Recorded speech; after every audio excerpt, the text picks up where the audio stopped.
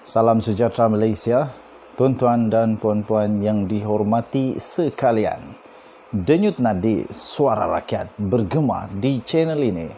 Selamat Hari Raya diucapkan kepada seluruh rakyat Malaysia yang meraihkan Hari Raya. Tuan-tuan dan puan-puan yang dihormati sekalian, kes-kes yang berlaku berkaitan dengan Datuk Seri Najib Tun Razak tidak akan pernah berakhir nampaknya, tuan-tuan dan puan-puan. Ingatkan, cerah, panas sampai ke malam. Rupanya hujan ribut petir dengan taufan melanda pada pukul 7 malam. Tuan-tuan dan puan-puan yang dihormati sekalian, ingatkan, kes-kes lama akan dilupakan, tetapi rupa-rupanya diungkit semula. Tuan-tuan dan puan-puan yang dihormati sekalian, baru sebentar tadi diterima satu dokumen yang amat penting, satu dokumen yang sangat-sangat penting untuk rakyat Malaysia dengarkan dengan teliti. Tuan-tuan dan puan-puan yang dihormati sekalian, dokumen ini adalah berkaitan dengan satu kes yang sudah lama berlaku dan sudah pun sebenarnya ada keputusan. Tetapi nampaknya diungkit semula.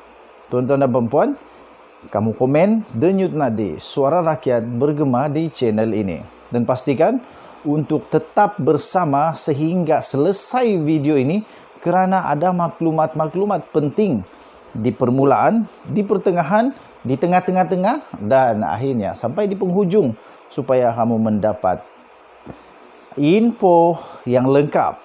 Tuan-tuan dan puan-puan yang dihormati sekalian, berkaitan dengan Datuk Seri Najib Tun Razak juga, tuan-tuan dan puan-puan, dan juga berkaitan dengan kes yang luar biasa dan kes yang amat sensitif yang melibatkan pembunuhan model cantik daripada Mongolia, Altan Tuya, dan juga melibatkan kes rasuah bernilai lebih kurang 4 hingga 5 bilion ringgit Malaysia yang melibatkan pertahanan, Kementerian Pertahanan Negara Malaysia dan satu syarikat yang ada di Perancis, tuan-tuan dan puan-puan, berkaitan dengan pembelian kapal selam. Tuan-tuan dan puan-puan yang dihormati sekalian, pada 29 April yang lalu, dokumen ini telah diterbitkan di dalam satu laman web terkenal dengan kelantangan berbicara dengan info yang menarik daripada sahbudin.com.net, bertajuk Siasat Sirul dan Azilah untuk bongkar kes Scorpion dan Altan Tuya, 29 April 2022. Tulisannya seperti ini. Saya bacakan untuk tuan-tuan dan puan-puan, dan sila maklum bahawa ini tidak semestinya pendapat dan pendirian daripada channel ini. Saya bacakan untuk tuan-tuan dan puan-puan dokumen tersebut. Malaysia perlulah menjadi ahli komuniti antarabangsa yang bertanggungjawab dengan menyelesaikan dua skandal korup yang besar. Pertama ialah skandal kapal selam Scorpion, dan kedua skandal pembunuhan Altan Tuya Saribu, dan keduanya skandal 1MDB. Semalam saya telah mencadangkan supaya jawatan kuasa kira-kira wang negara atau PAC untuk menyiasat kes rasuah kapal selam Scorpion 2022 dan kes pembunuhan Altan Tuya Saribu susulan daripada pendakwaan syarikat Perancis Thales yang dibawa oleh kerajaan Perancis atas tuduhan bersubahat dengan rasuah dalam urus niaga kapal selam tersebut 2 dekad yang lepas. PAC boleh berbuat demikian di bawah peruntukan Peraturan Mesyuarat nombor 77/D yang memperuntukkan bahawa PAC boleh memeriksa di apa-apa perkara lain yang difikirkan oleh jawatan kuasa itu patut diperiksa, atau apa-apa perkara yang diserahkan oleh majlis kepada jawatan kuasa itu.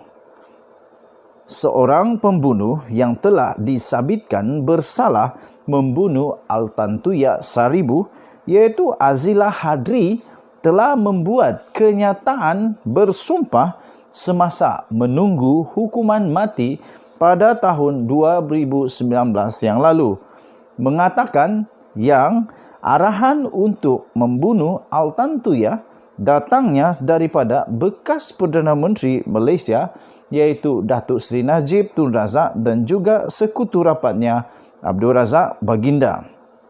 Dalam pengakuan buat kali pertamanya, Azilah mengatakan dia dan seorang lagi pembunuh yang disabitkan bersalah, iaitu Sirul Azhar Umar, telah membunuh warga Mongolia tersebut sebagai sebahagian daripada arahan tembak untuk bunuh yang diterimanya sebagai seorang ahli pasukan elit unit tindakan khas UTK Polis. Sirul juga telah mendakwa dia membunuh Altantuya pada tahun 2006 atas arahan daripada kerajaan Malaysia atas alasan yang mengatakan Altantuya adalah perisik Rusia. Sirul dan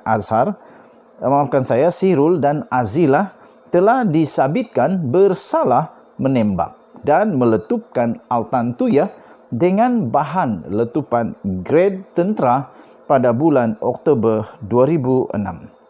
Mahkamah Persekutuan telah membatalkan keputusan Mahkamah Rayuan yang membebaskan mereka berdua, langsung menghukum mereka dengan hukuman gantung sampai mati.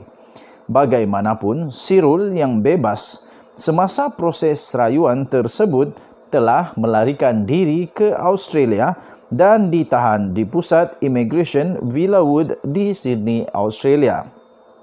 Dilaporkan bahawa Sirul bersedia untuk mendedahkan segalanya mengenai pembunuhan Altantuya sekiranya dia diberikan pengampunan penuh untuk kembali ke Malaysia. Walaupun Mahkamah Persekutuan telah menolak permohonan Azilah untuk menyemak semula sabitan dan hukuman matinya, isu kepentingan awam memerlukan siasatan ke atas motif pembunuhan Altantuya ini. Pendakwaan Syarikat Perancis Thales oleh Kerajaan Perancis telah membuka semula kes rasuah kapal selam Scorpion 2002 dan juga kes pembunuhan Altantuya Saribu. PAC perlu mempertimbangkan untuk menyiasat kedua-dua kes ini, termasuklah dengan menyoal siasat Azilah yang sedang menanti hukuman mati dan menghantar ahli PAC ke Pusat Tahanan Immigration Villawood di Sydney untuk menyoal siasat Sirul dan juga mempertimbangkan rayuan Parlimen kepada Seri Paduka Baginda yang di Pertuan Agong untuk mengetepikan hukuman mati ke atas kedua-dua pembunuh tersabit ini dalam usaha untuk mengenal pasti motif pembunuhan Altantuya. Ditulis oleh Lim Kit Siang, veteran DAP. Tuan-tuan dan puan-puan, semua yang saya bacakan tadi adalah tulisan daripada Lim Kit Siang, veteran DAP.